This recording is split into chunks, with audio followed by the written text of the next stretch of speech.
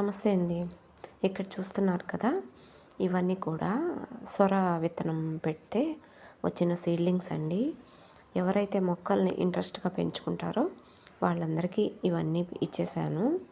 ఇదేమో అంతకన్నా ముందు పెట్టిన విత్తనం అనమాట. అందుకని కొంచెం పెద్దదిగా వచ్చింది.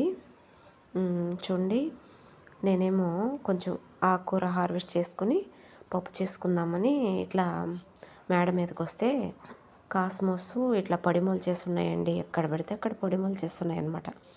అవన్నీ కూడా సపరేట్ చేసి పెట్టాలి. ఇదేమో ఎర్రకాడల తోటకూర. లాస్ట్ టైం ఎక్కువ గ్రో చేశాను, అందువల్ల సీడ్స్ పడి అక్కడక్కడ మొలిచేసాయి. ఇదేమో కోడి జుట్టు తోటకూర. ఇవన్నీ కూడా కలిపి పుల్లగూర చేసుకున్న, ఆకుకూర పప్పు చేసుకున్న చాలా చాలా టేస్టీగా ఉంటుందండి. అసలు ఆర్గానిక్ ఫుడ్ అంటేనే చాలా టేస్టీ. చూడండి, ఆకుకూర పప్పుకు కావాల్సిన టొమాటోలు పక్కనే ఉన్నాయి, అలాగే పచ్చిమిర్చి కూడా పక్కనే ఉందండి. సన్న పచ్చిమిర్చి చాలా ఘాటుగా ఉందండి.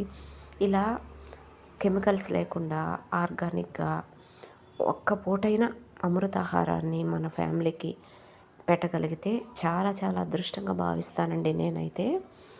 మన వీడియోస్ చూస్తున్న వాళ్ళలో చాలామంది మొక్కలను అయితే పెంచట్లేదు నాకు తెలుసు.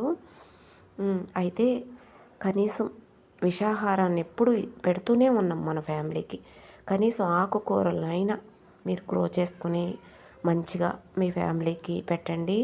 ఒక్కసారి టేస్ట్ చూసారంటే ఇంకైతే వదిలిపెట్టరండి. అంత టేస్టీగా ఉంటుందన్నమాట ఆర్గానిక్ ఈ వెజిటబుల్స్ ఏది కూడా.